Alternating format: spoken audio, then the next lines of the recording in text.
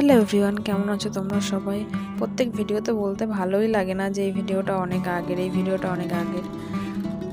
এটা আর বলবো না, কারণ এটা অনেক আগের ভিডিও। তা যাই হোক, ভিডিওটা অনেক আগের হলেও ভিডিও তো সব ছাড়তে হবে, এক এক করে সব ভিডিওই ছাড়বো।